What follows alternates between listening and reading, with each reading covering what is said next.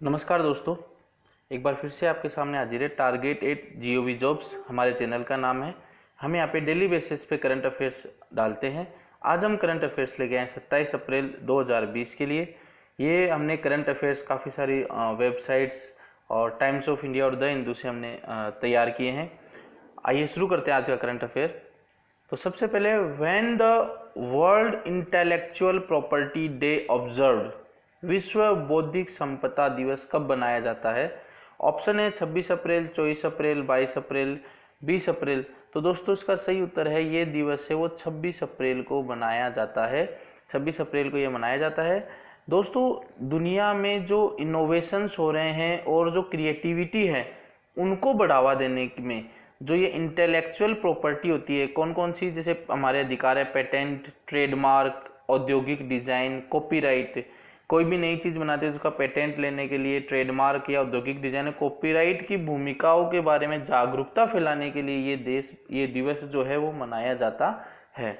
बौद्धिक संपदा यानी इंटेलेक्चुअल प्रॉपर्टी में के तहत इनोवेशन और क्रिएटिविटी को बढ़ावा देने के लिए ये दिवस मनाया जाता है। थीम है जो इस बार की वो रखी गई है, innovate for a green future. Innovate for a green future, ये इस बार 2020 के लिए थीम रखी गई है। जो वर्ल्ड इंटेलेक्चुअल प्रॉपर्टी डे है वो इस्टेब्लिश्ड हुआ था by the world intellectual property organisation. ये विपो इन 2000 के अंदर इस डे की शुरुआत हुई थी। और इस डे को शुरू किसने किया था? विपो, वर्ल्ड इंटेलेक्चुअल प्रॉपर्टी ऑर्गेनाइजेशन। और 26 अप्रैल की तारीख इसलिए रखी गई क्योंकि 1970 में इस विपो की स्थापना हुई थी। वर्ल्ड इंटेलेक्चुअल प्रॉपर्टी ऑर्गेनाइजेशन की स्थापना 1970 में 26 अप्रैल को ही हुई थी, इसलिए 26 अप्रैल को ही ये दिन रखा गया था। वर्ल्ड इंटेलेक्चुअल प्रॉपर्टी ऑर्गेनाइजेशन का जो हेडक्वार्टर है जिनेवा स्विट्जरलैंड में। डायरेक्टर जनरल है फ्रांसिस ग्यूरी। मेंबर्स स्टेट है इस टाइम 191। आगे बढ़ते हैं दोस्तों। When the international Chernobyl disaster remembrance day observed, तो अंतर्राष्ट्रीय चेरनोबिल आपदा स्मरण दिवस कब मनाया जाता है? ऑप्शन है 23 अप्रैल, 24 अप्रैल, 25 अप्रैल, 26 अप्रैल। तो दोस्तों इसका भी सही उत्तर है ये मनाया जाता है 26 अप्रैल को। ये दोस्तों चेरनोबिल ये क्या चीज़ है? यूक्रेन के अंदर ये एक राज्य है चेरनोबिल। इस दिन क्या हुआ था? 26 अप्रैल को ही क्या हुआ था, जो परमाणु रिएक्टर्स होते हैं वहाँ पर विस्फोट हुआ था। तो यूक्रेन के चेरनोबिल में जो न्यूक्लियर पावर प्लांट होते हैं वहाँ पर दुनिया का सबसे बड़ा हादसा हुआ था, वहाँ पे विस्फोट हुआ था। और विस्फोट भी किस में होता? 4 नंबर रिएक्टर नंबर 4 में काफ़ी सारे बड़े पैमाने पर जो रेडियो एक्टिव पार्टिकल्स है वो हर जगह फैल गए थे। तो विस्फोट होने के कारण वहाँ पर जो आसपास लोग थे उनमें कैंसर की बीमारी से उनको घेर लिया था और काफ़ी सारे लोगों ने को घर भी छोड़ना पड़ा था। तो उन्हीं की याद में ये 2016 में मनाया जाता, 2016 से स्टार्ट हुआ है ये, और ये 26 अप्रैल को ही मनाया जाता है क्योंकि 26 अप्रैल 1986 को ही यूक्रेन के चेरनोबिल में ये पावर प्लांट में हादसा हुआ था। यूक्रेन के प्रेसिडेंट है वोलोडिमायर जेलेंस्की, प्राइम मिनिस्टर है डेंसी श्याम हल, कैपिटल है कीव, करेंसी है यूक्रेनियन हार्विनिया। तो दोस्तों हम डिटेल में यहाँ पे करंट अफेयर डालते हैं जिससे कि आपको सारी चीज़ें एक ही बार में मिल जाए, और बने रहिए। बढ़ते हैं आगे की तरफ। A herbal decontaminant spray on mask to protect from suffocation is developed by which organisation और इंस्टीट्यूट। घुटन से बचाने के लिए मास्क पर एक हर्बल डिकॉन्गनेस्ट स्प्रे किस संगठन या संस्थान द्वारा विकसित किया गया है? तो दोस्तों होता क्या है, आजकल कोरोना वायरस फैल रहा है तो हमें मास्क लगाने के लिए बोला गया है। लेकिन मास्क लगाने से क्या होता है कि जैसे हम ऑक्सीजन लेते हैं तो कार्बन डाइऑक्साइड बाहर निकालते हैं, तो कुछ कार्बन डाइऑक्साइड जो है वो मास्क पे ही लगी रह जाती है, और जब हम वापस ऑक्सीजन खींचते हैं तो वो वापस कार्बन डाइऑक्साइड अंदर जाती है, जो कि अच्छा नहीं रहता। तो उससे बचाने के लिए ये किस इंस्टीट्यूट ने एक स्प्रे लॉन्च किया है? CSIR IGB माइले Pune, CSIR NBRI और IIT दिल्ली। तो इसका सही उत्तर है दोस्तों CSIR NBRI, national biotechnical research institute Lucknow ने ये एक स्प्रे लॉन्च किया है। तो ब्रीदिंग डिफ़िकल्टी है, मैंने बता दिया कि जो मेन रीज़न होता है कि CO2 इकट्ठी हो जाती है और ह्यूमिडिटी हो जाती है जो इनर कैविटी होती है मास्क के अंदर की तरफ। तो जब हम वापस सांस लेते हैं तो वो CO2 लंग्स में जाती है, जिससे कि रेस्पिरेशन लेने में, हमें ऑक्सीजन लेने में समस्याएं उत्पन्न हो जाती है। कल दोस्तों हमने इसके बारे में भी पढ़ा था, CSIR IGBI ने भी, उन्होंने भी एक फेलुदा नाम के लो टेस्ट किट बनाई थी, और आज ये CSIR NBRI ने ये स्प्रे बनाया है। तो दोनों कंफ्यूज नहीं हो जाना, याद रखना दोस्तों। CSIR का जो हेडक्वार्टर है वो न्यू दिल्ली में है, डायरेक्टर जनरल है शेखर सी मांडे, और NBRI का हेडक्वार्टर है न्यू दिल्ली में और डायरेक्टर है प्रोफेसर SK बारिक। आगे बढ़ते हैं दोस्तों, वो भी इसी से मिलता जुलता क्वेश्चन है। An institute which developed carbon nitride quantum dots, a low-cost metal-free nanomaterial for visible light microbial disinfection। एक संस्थान जिसने कार्बन नाइट्राइड क्वांटम डॉट्स विकसित किया है, एक कम लागत वाली धातु मुक्त नैनो सामग्री जो दृश्य प्रकाश माइक्रोबियल कीटाणु शोधन के लिए विकसित हुई है। तो दोस्तों इसको समझाने के लिए आजकल टीवी पे एड आता है कि हमने ऐसी LED बनाई है जिसके अंदर से रसायन निकलता है जो कि छोटे मोटे जीवाणुओं को मार देता है। उसी से रिलेटेड दोस्तों क्या है, ये एक धातु मुक्त नैनो सामग्री है जो दृश्य प्रकाश माइक्रोबियल कीटाणु शोधन, विजिबल लाइट माइक्रोबियल डिसइंफेक्शन का मतलब होता है कीटाणुओं को मारना, माइक्रोबियल यानी छोटे कीटाणुओं को मारना, विजिबल लाइट। तो दोस्तों क्या होता है, सूरज से जो प्रकाश आता है उसमें काफ़ी सारी तरह की लाइट होती है, जैसे अल्ट्रावायलेट लाइट होती है, पराबैंगनी किरणें होती है, माइक्रोवेव होती है। वैसे विजिबल लाइट जो कि हम नग्न आंखों से देख सकते हैं, अल्ट्रावायलेट हुई, पराबैंगनी हुई, माइक्रोवेव हुई, इनको हम नग्न आंखों से, खुली हुई आंखों से नहीं देख सकते, हमें कुछ एपरेटस की जरूरत होती है। तो पहले ये अल्ट्रावायलेट माइक्रोबियल डिसइंफेक्शन बना हुआ था, लेकिन अब ये विजिबल लाइट के लिए भी बना दिया गया है।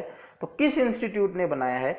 ऑप्शन है CSIR IGB, CSIR NBRI, INST, IIT Delhi. तो इसका सही उत्तर है दोस्तों INST। INST की फॉर्म है institute of nano science technology. इन्होंने ये टेक्निक डेवलप की है कि विजिबल लाइट जो है वो डिसइंफेक्शन कर सकती है, कीटाणुओं को मार सकती है।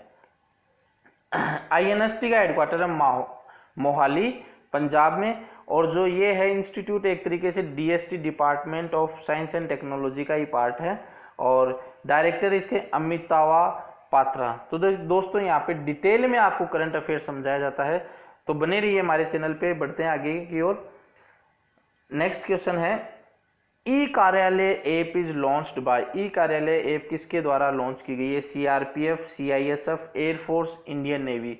तो दोस्तों कोरोना वायरस के कारण क्या होता है, फाइल एक हाथों से दूसरे हाथों में जाती है, तो हो सकता है कोरोना वायरस का संक्रमण फैल सके, तो उसको बचाने के लिए CISF ने ये ई कार्यालय ऐप लॉन्च की, जिसके तहत डिजिटल फाइल इधर से उधर ट्रांसफर हो सकती है।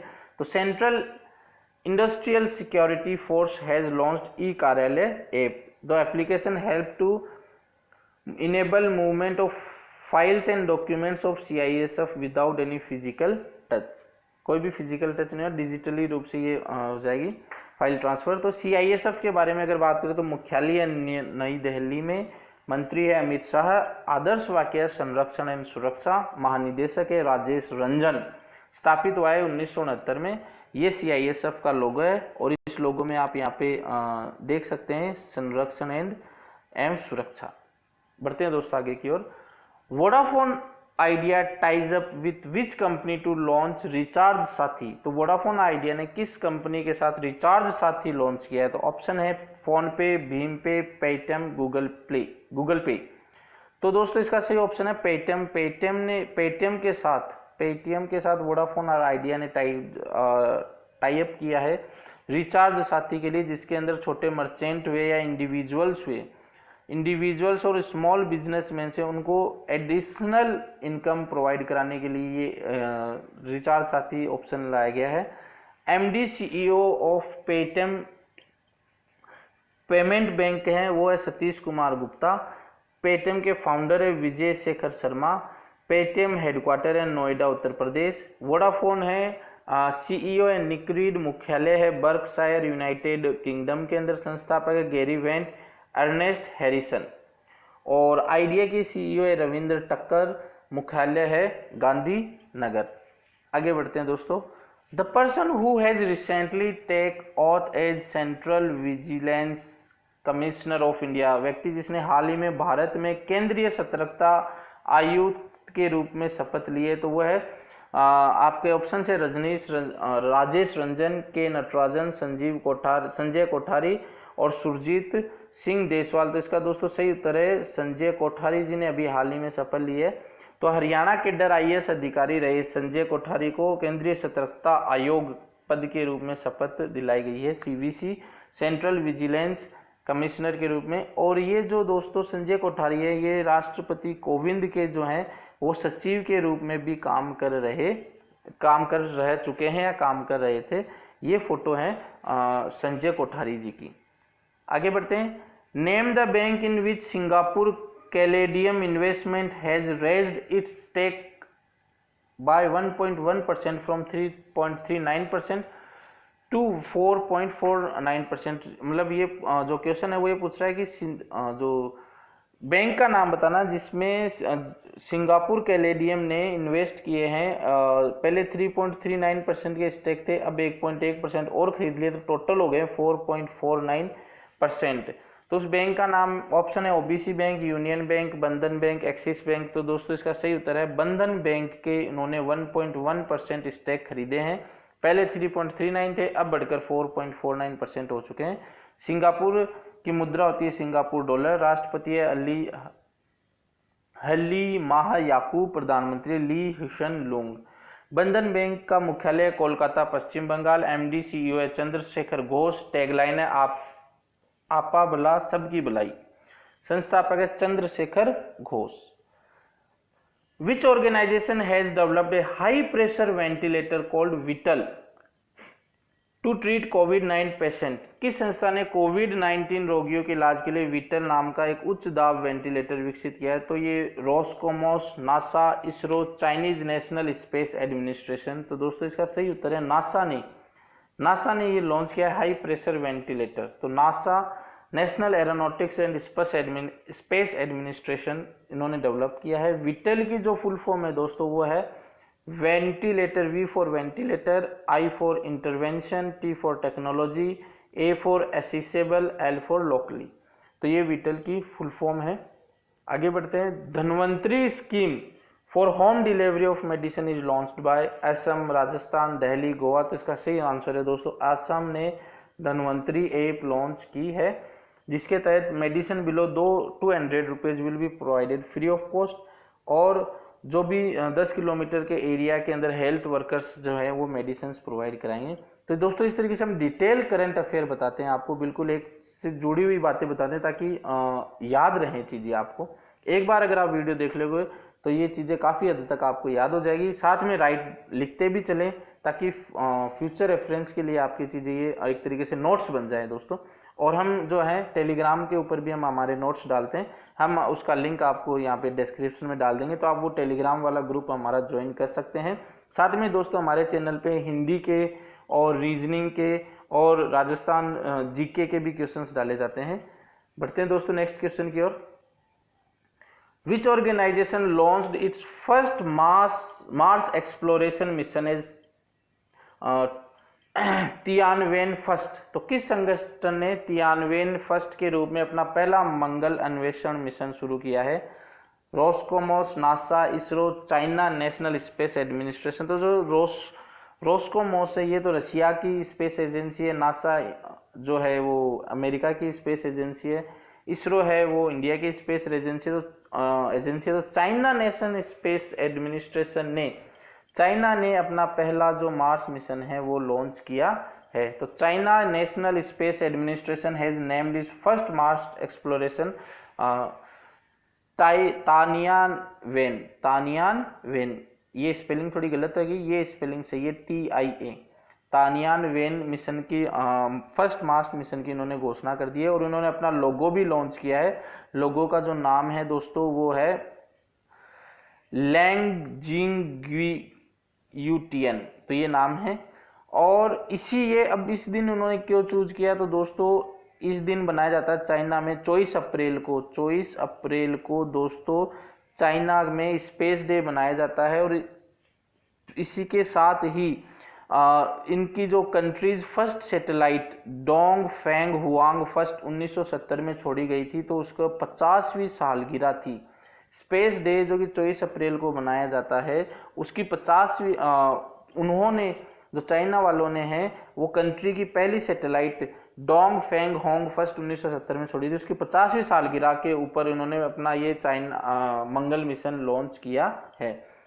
चाइना की बात करें तो कैपिटल है बीजिंग, करेंसी है रेनमिनिबी, प्रेसिडेंट है जाई जिनपिंग। और दोस्तों सबसे इंपॉर्टेंट बात, India became the first Asian country to have successfully launched its first its Mars orbiter mission. तो इंडिया जो है वो एशिया की सबसे पहली कंट्री है जिन्होंने मंगलयान 2014 के अंदर भेजा था। अभी तक चाइना भी ये काम नहीं कर पाया, तो ये प्राउड वाली बात है अपने लिए। आगे बढ़ते हैं दोस्तों, ये चाइना ने ये जो लोगो जो मैं बात कर रहा था, ये लोगो उन्होंने लॉन्च किया है। The world bank ties up with which association to organise virtual workshop on contract management during emergency situation. तो विश्व बैंक ने आपातकालीन स्थितियों के दौरान एक ये अनुबंध प्रबंध का एक वर्कशॉप आयोजित करने के लिए किसके साथ हाथ मिलाया है, तो AIMA, IIM Ahmedabad, IIM Bangalore, none of these. तो इनमें दोस्तों सही है AIMA। वर्ल्ड बैंक ने AIMA all India management association जो कि एक बिजनेस स्कूल है इंडिया के अंदर, उसके साथ ये हैंडशेक किया है, उन्होंने हाथ मिलाया है और उसके ऊपर एक वर्कशॉप ज्वाइन करेंगे। और वर्कशॉप का टाइटल क्या है, contract management during emergency situation. तो दोस्तों अभी कोरोना वायरस के कारण एकदम से, कोरोना वायरस महामारी के कारण एकदम से काफ़ी चीज़ें उथल पुथल हो रही है, तो इसी से रिलेटेड बैंक फंडेड प्रोजेक्ट्स में अवेयरनेस फैलाने के लिए ये वर्कशॉप आयोजित की जाएगी। वर्ल्ड बैंक का हेडक्वार्टर वाशिंगटन DC में। मोटो है working for a world free of poverty, president David डेविड मेलपास। ऑल इंडिया मैनेजमेंट एसोसिएशन का हेडक्वार्टर है न्यू दिल्ली में। तो दोस्तों आज का हमारा वीडियो आपको कैसा लगा कमेंट करके ज़रूर बताइएगा। ज़्यादा से ज़्यादा वीडियो को शेयर कीजिए और हमारे चैनल पे आप बने रहिए। हम यहाँ पे डेली बेसिस पे करंट अफेयर डालते हैं। धन्यवाद दोस्तों।